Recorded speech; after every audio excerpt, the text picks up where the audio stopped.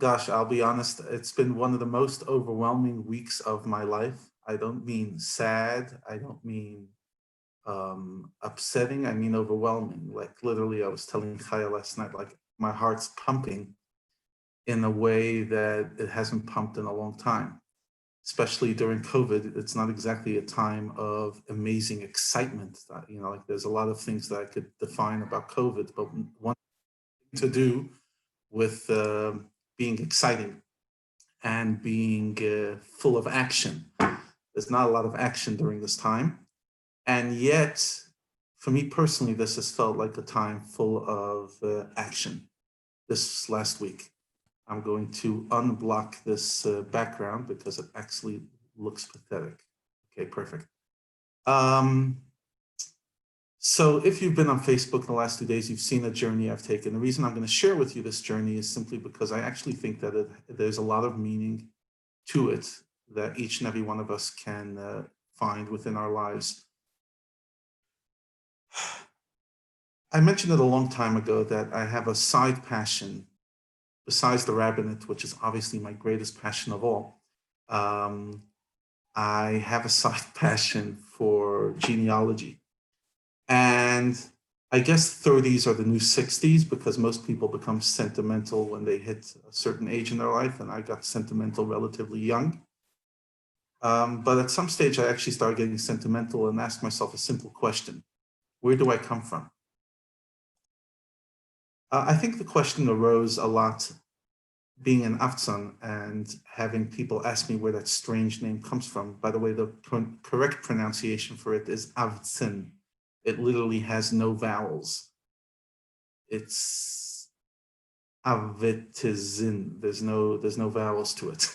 Um, it's spelled Afzan, and actually now there's a whole debate in the family because the other family in Russia spells it Afsan with an S, and there's others that spell it with an I instead of an O. So there's a whole debate. But I think what happened was I moved to this country, and a lot of people started asking me, what kind of funny name is that? Like, never heard a name like that. To be honest, when I moved to this country, I started hearing some names that I've never heard of. Remember one of those names like Unterslag. I was like, whoa, that's a name. Never heard that name in Brooklyn. But I guess each community has its name. But I'll be honest, even where I grew up, Afton was a very unusual name. We had no relatives like it. It was pretty much my grandfather and his descendants. So I developed this curiosity where he came from. What's his story? And the answer was blank, absolute blank. His father's name was Gershon. We don't know exactly what happened to him. His mother, this, that, but we don't know how many siblings he had. Officially, he might have had this, might have had that. For me, it boggled my mind. How could you not know where your father comes from, where your grandfather comes from? And a big part of my journey has been to actually understand this lack of a journey for so many others. My father never really cared. My father definitely wasn't a sentimental type. But still, like, who are your uncles? Who are your aunts? Who are your first cousins? Do they exist? I'm not talking about like 8 cousins. I'm talking about uncles and aunts of my father. What's their names? And for me, it became clear that one of the biggest tragedies of the 20th century that we hardly ever talk about is communism and what it did. Often when you talk about the big tragedies of 20th century, you talk about um, the Holocaust, World War I, World War II, even the Cold War. But what people don't realize, today you often hear stories about North Korea and South Korea, how family haven't seen each other for 50 years and how tragic it is. How once a year or once in 2 years, North Korea allows a few people to go meet family members from South Korea. And I remember reading it and feeling how eerie and strange it is. And yet I never put two and two together and said, 1 second, this is the exact same thing that happens in your family. This is your family story, which has been very strange for me to accept that, like, this is the story of my family. The last my grandfather saw of his family was in the 1930s. And now they're being rediscovered to the family in 2020. That's almost 90 years later. 90 years of almost no information. There was a phase, my uncle in 1996, 1997, traveled to Russia and did meet up with some of them. He managed to find them. But then he lost contact. He managed to get a drop of info, lost that info, misplaced it, life got busy, and pretty much went back into oblivion. So in a real contact way, there's been no contact for 90 years. And I've been breaking my head on this wall. I remember the passion started, I think 3 or 4 years ago. I signed up to MyHeritage, maybe a little longer. And I spent the Pesach holiday, which in the community is not that busy. Usually Pesach, besides the Pesach Seder, once the Pesach Seder is finished, it's not a Chag with a lot of events. So I had a lot of time on my hands. And I developed a bit of an obsession. I spent a lot of time on myheritage.com. And I was digging and digging and digging. And throughout the years, I would have a passion, lose the passion, have the passion, lose the passion. And by the end, I really discovered a lot and a very little. I discovered that my grandfather had lots of cousins, that his mother came from a large family, and a Sorochkin family, and that there are relatives all around the world. But honestly, that's too distant for me. You have to understand, here in South Africa or around the world, many people get very excited about second cousins, third cousins, fourth cousins. But when you have 11 siblings, 212 first cousins, about plus minus, a second cousin is like as far in as Timbuktu. For me, I was more curious about my actual great uncles and aunts, the siblings of my grandparents, which was a big empty void. Like, who actually were the Aftsons? What kind of family was it? And I kid you not, the story actually happened 4 days ago. On Friday or Thursday, I received a subscription. I checked my credit card and I saw my credit card was once again charged $240 for a yearly subscription of the highest level to myheritage.com. And I was like irritated because I didn't recall making an automatic subscription, so I was quite annoyed. And I sat down that night, I was jotting in my diary, just like, sharing some thoughts. And I was like, you know what? This has been 5 years. The journey has gone nowhere. MyHeritage has not added any value to my journey. I've wasted over $1,000 on this. I'm quitting. And I take out my phone and I send out an email to MyHeritage saying, please give me back the money. I am not canceling my subscription for the following year. True story. Thursday night. Sunday morning, I receive an email back from MyHeritage from a woman saying, hi, Levi, we received your thing where we regret that you decided to cancel, but we're going to give you a full refund. You'll see it in your credit card bill in the next few days. An hour later, maybe even less, I receive a text from a woman who I met on MyHeritage a while ago, who's not a relative, but is a relative of a relative, etc., very distant. And she says, Levi, it's a nice Ukrainian woman, says, Levi, I found real relatives of yours. And she starts bombarding me with information about people who knew grandchildren of my grandfather's siblings.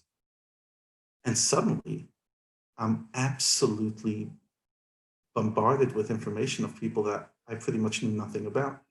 And I literally send a text right away back to MyHeritage saying, okay, I'm reinstating. I don't want to lose my tree. And for me, the first lesson of that was sometimes you just have to, there's two ways of looking at it. Number one, never give up. So, the other lesson is sometimes give up and allow God to do his job. In other words, okay, Levi, you hit the brick wall, stop fighting it. When God decides it's your time, it's your time. And like it's literally the moment or day that I decide that I'm done with this journey as of now, that I have this amazing breakthrough. When I have amazing breakthrough, I'm actually going to share with you some of these breakthroughs just for you to appreciate, at least in my life, what this journey means. So what I'm sharing with you now, I actually haven't even shared with my family. This is real people that are valuable in my life.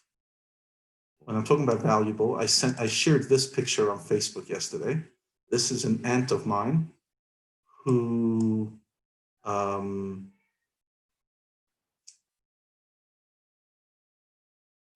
never married, looks exactly like one of my aunts. Her name was Rosa, real person, only died in the 80s. This is another of my great aunts. Her name was Vera. And Vera was the only younger sibling of my grandfather, because my grandfather was second to the youngest. She also never married and lived together with the family. The two spinster sisters lived together and raised their nephews, nieces, great nephews, and great nieces. Gosh, where do I go from here? How about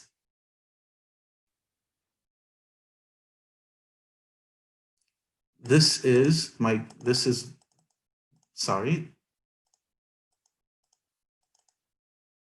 this is my great grandparents.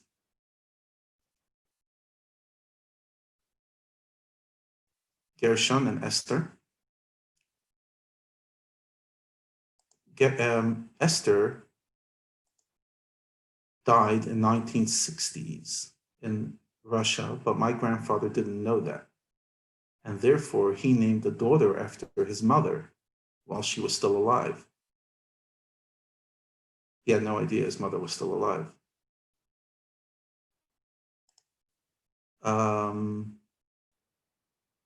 This is my grandfather's oldest sister. Her name was Raisha. When she was younger, she was actually competing in beauty pageants.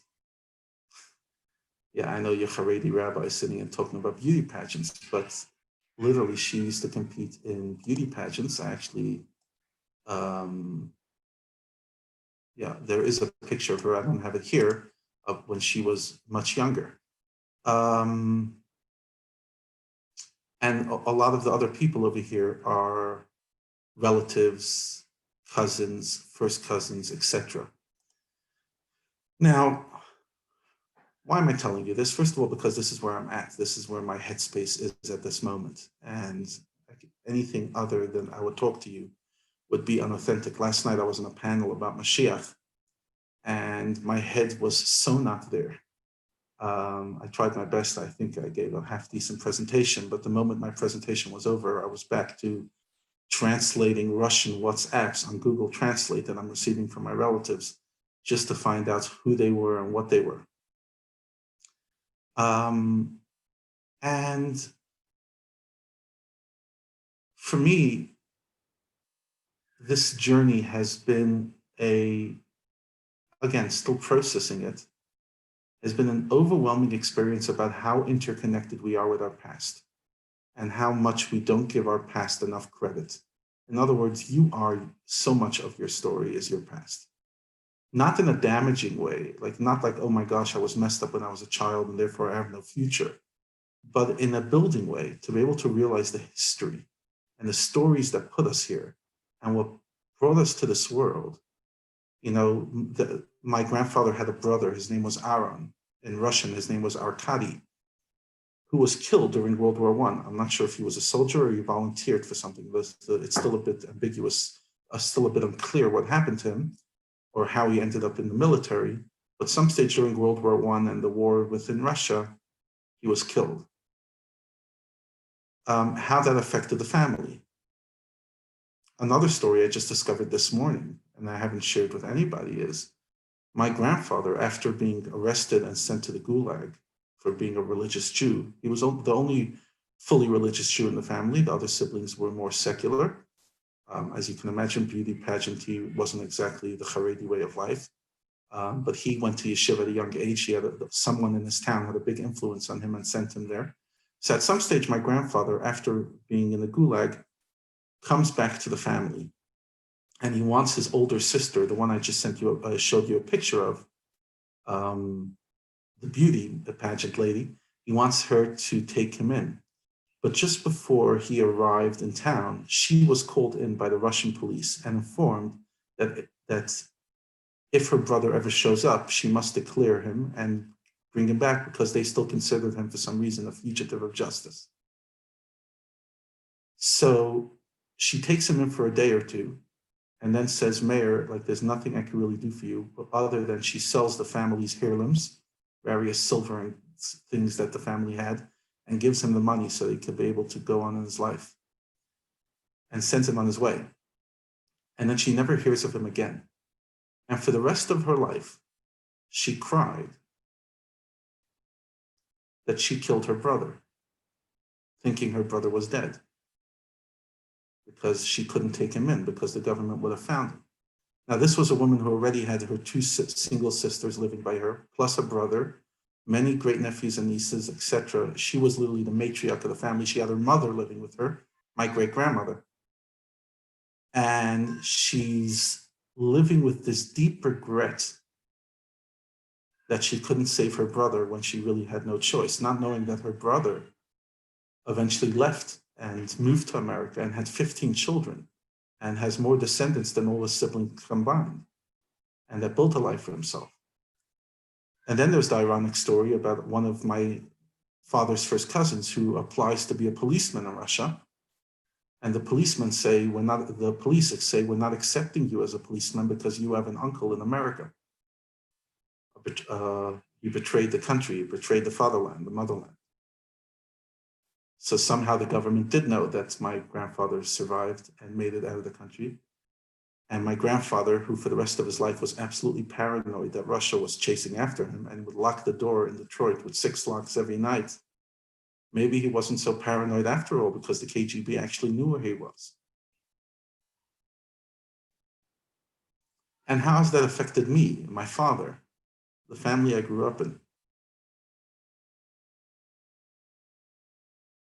I think in the time that we're living in now, interesting, I had quite a few people reach out to me saying that during this time, they've also developed the passion for genealogy. They have a lot of time on their hands. I would encourage you, whether it's genealogy or just, getting to know your parents or your own story. I, for myself, have never felt such a deep sense of belonging that I felt right now. Obviously, I belong with my wife, I belong with my children, but blood is thicker than water, and understanding where you come from, understanding that these individuals who just seem like, typical old black and white Russian pictures formed the person I am today because they formed my grandfather.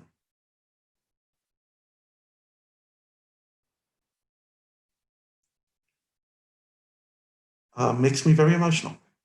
It makes me appreciate my story much more. Most of us, we see ourselves as self-made individuals. So, Rabbi, tell me your story. And usually the story goes something like this. Well, when I was younger, I didn't believe in myself and I was bullied.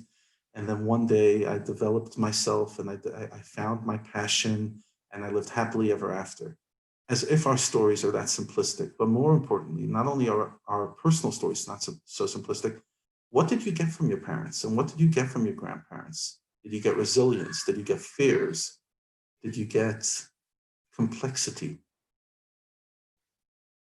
What did my grandfather live with, knowing for 70, he passed away in 2001, and the last time he saw his family was in the 1930s. So for over 65 years, he never heard of his family again. In 1997, as I mentioned, my uncle met a few of the nieces and nephews of my grandfather, and literally 3 years before my grandfather died, he managed to send a recording to them of his life story, and they sent some pictures over to him. But for 60 years, he kept his mouth closed, never spoke. One of my cousins that I discovered 2 days ago tells me that her grandmother, who was my grandfather's sister, never spoke about my grandfather in Russian. They were so scared that the KGB might be listening. And they might, hold it against them that they have a brother who was arrested in the Gulag, who knows what happened to him, so they would only talk about him in Yiddish, and very rarely. So she could never really hear because she didn't understand Yiddish because you just didn't speak about my grandfather at home. So you have two families living on two different sides of the planet, having no idea of their journeys. Today, I have some cousins. Many of them are Jewish, many of them are not Jewish. But family is family. I was just talking yesterday to a cousin of mine who, her father was an Afzan, but she's not. And she's telling me that she believes she's Jewish because her grandmother was an Auschwitz survivor, but her grandmother never spoke about being Jewish ever. So she has no proof. She lives in Germany now. Her maiden name is Afzan, and she believes 100% she's Jewish, but she has no way to prove it. And she's my second cousin once removed. And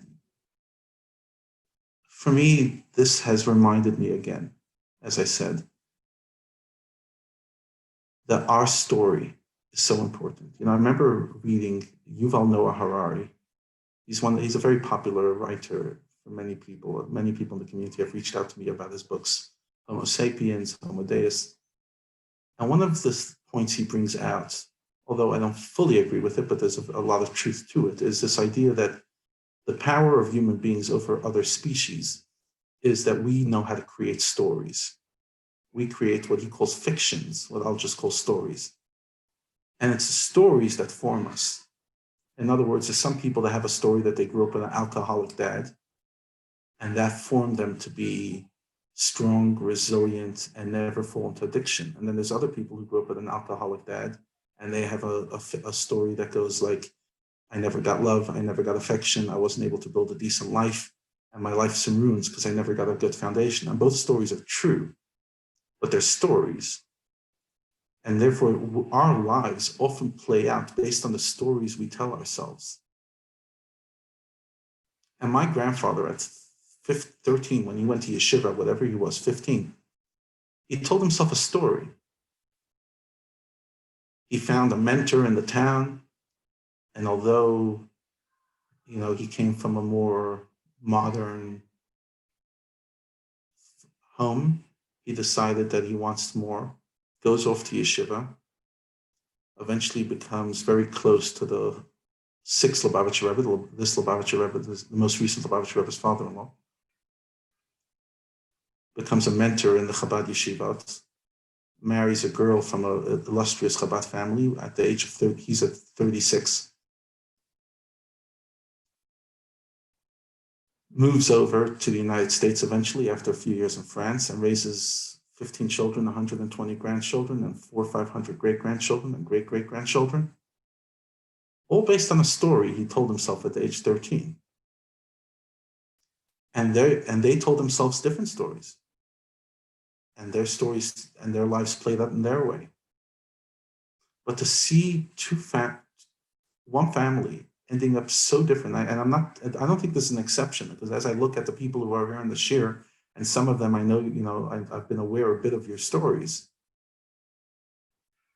Two people in the same family can create such different legacies. Now, I'm not saying which one's better or there is one better, but different. And a lot of it is just based on a story.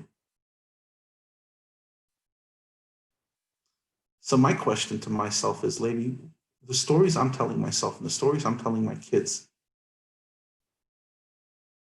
what are they forming me into? What are they forming them into? How are the stories affecting them? What are they telling my children? I used to believe that being a perfect parent means to get everything right, to read every single parenting book, never scream at your children, always listen and empathize, and do everything right. And I still believe that's a great way to live. Although one time a therapist told me that the two people she finds the most often in therapy are the people who grew up in disastrous homes and people who grew up in perfect homes, because both of them don't have skills how to cope. which I thought was quite insightful. But I believe today that no, my job is not to be perfect. My job is not to get everything right. Otherwise, they would be raised by angels. I get it wrong quite often. But what's the overarching story in this home? Is it a story of resilience, faith, coping, a past, a present, a future, meaning, values? What story is the story of my home? Is it a story of a drive for success? Is it a story of financial dreams? What's the story? Because your kids are growing up with and your grandkids are growing up with a story. And that story will have a huge influence on the person they become. I wish I spent more time with my grandfather. Well, I remembered my grandfather, he was an old man in his 80s, 90s. Going to visit him was more a duty than a privilege. He was old, a bit cranky, may he forgive me. When he got a bit annoyed, he would use the cane. But what a past. An incredible past. What a story. What a journey. What a sacrifice. How much pain. Him sitting on one side of the world regretting that because he actually, after World War II, went to look for his family back in his original city of Mirgorod in Ukraine. But they had run away and moved to a city called Lugansk. He had no idea. He was told his family was killed. So he's sitting on one side of the family thinking, one side of the world thinking his family's killed. The other family is sitting with regret, thinking he's killed. An interesting irony that my uncle is actually digging into is it seems that my grandfather during World War II managed to escape to Kazakhstan, which was far from the front, and a lot of people went there. It seems that his mother was also in Kazakhstan at the same time while he got married in a different city. He didn't know that. He got married, went on to build a family, had no idea that his mother was, chances are, was in the same country at the same time. And she moved back to Ukraine, and he moved to France and then America. So this story has overwhelmed me. It's overwhelmed me because what are the chances that I would be alive today? I mean, the amount of miracles that happened in the last 100 years just to put me in this world. My grandfather's father died running away. Only my great-grandmother survived. My great-grandfather is buried somewhere on the road, running away from the Nazis. He's on Yad Vashem. My father's mother's parents were both died from starvation during World War II. My mother's father's parents were shot in a pit. And my mother's family, my great-grandfather died before World War II. My great-grandmother did survive and buried in Israel. But many of my great-uncles were shot and killed by the communists, and many of my mother's first cousins were killed by the Nazis. So the stories we have are mind-blowing. And I think they give a lot more value to my life. One of the messages Lubavitch Rebbe used to say to people after World War II is, and it was based on last week's Haftorah, the reading of prophets that we read after the Torah reading. There's an expression over there where God tells the angel that this is a little piece of wood saved from the fire. Ud mutzal me'esh. It's a little spark saved from the fire. And therefore you have to treat this individual with respect. And God says to the Satan that I admonish you because how can you criticize the Jewish people after all they've been through? And the Rebbe used to say that each and every one of us is like a piece plucked out of the fire. Those of us who survived World War II and those of us who are still here, it's a miracle. Hitler was out to kill us all. And I know that World War II is 75 years ago and it feels ancient. But for me, the last 2 days, it's become very recent. It's become very real. But to think to yourself and sit there saying, the fact that a Jew is alive today, the fact that a human being is alive today, never mind, is a miracle. You think the 7.5 billion of us, so therefore so many of us are dispensable, but it's so not true. Each and every one of us that arrived here is a miracle. How many people didn't arrive? As I said, my grandfather, 8 siblings, 2 of them never married, 1 of them never reached adulthood. The other ones, stayed in Russia, assimilated. Some of their children are Jewish, some of them are not them. My grandfather, number 7 in the family, made some choices. And those choices had huge ramifications. And amongst a million other choices from all my other grandparents, put me here at this place at this time.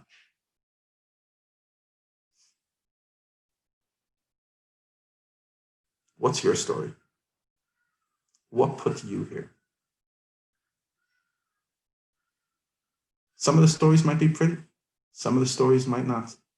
I mean, we found a document that it seems one of my great-great-grandparents, his wife divorced him because of bigamy. He married a second wife while he was married to his first. That's a strange story you never want to find out. Fine, you find out stories. Still trying to figure out how exactly accurate it is, but that's at least what the document says, and it seems to imply that it was my great-great-grandfather. Bigamy. Some of the stories are beautiful, some of the stories are heartbreaking. Some of the stories are about what went right, and some of the stories are about what went wrong. But each and every one of us has been gifted and blessed to come from somewhere. And during this time of COVID, other than just going and learning more and appreciating all this stuff, blah, blah, blah, COVID's with us for a while. And we're going to be at home a lot more than we've been. Regardless if we go a little more shopping, the numbers are going up. Spend this time, if I could recommend, again, not as a rabbi, it's just as somebody who's going through this journey, and understand your story more. And if your parents are alive and you're lucky to have that, and they know something, find out now.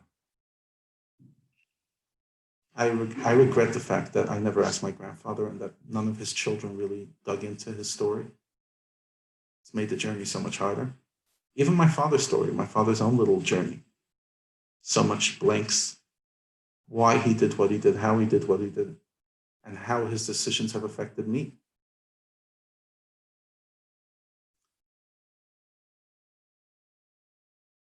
None of us are here just because. A few weeks ago, we had a panel with my siblings. It was a Haredi family. And you might have walked out with this imagination, sitting there, okay, this nice Haredi family goes back generations. Partially. I guess my grandfather became Haredi at some stage in his life. But he didn't come from that family. And he made very different choices, and his life played out uniquely. And on the other side of my family, just a cute story, my mother's grandfather, my mother's father, who was a passionate religious Jew, and there was very few religious Jews in communist Russia, made a deal that none of his children will marry Chabadniks. And he managed to get that. And yet almost every single one of his grandchildren is a Chabadnik. So he was convinced that he's setting the course of his journey. So you'd sit there saying, okay, Rabbi, you come from a Chabad family. Not so simple. My great-grandfather wouldn't have it. Religious Jew will marry my daughters, but not a Chabadnik. Never. The irony of it. He's buried today in Odessa, my great-grandfather. 2 weeks ago, his great-grandchild got married in Odessa, because my first cousin is the rabbi in Rebbetzin of Odessa. And they went to his grave.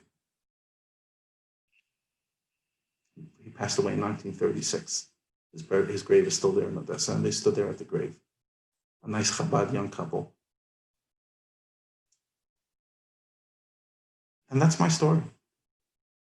And I know that this was a bit of a personal sheer. Apologies if that's not what you signed up for. But again, as I always say, like I can only talk about where I'm at, and this is where I'm at. And I really appreciate that you came on today. And I hope to uncover much more in the next while. And as the story unpacks, I believe with all my heart that it will take me and my family on a beautiful journey that I look forward to. And I hope that your journey, wherever it takes you during this time, becomes as rewarding and as beautiful as this has been for me. So, shkoyach, thank you so much.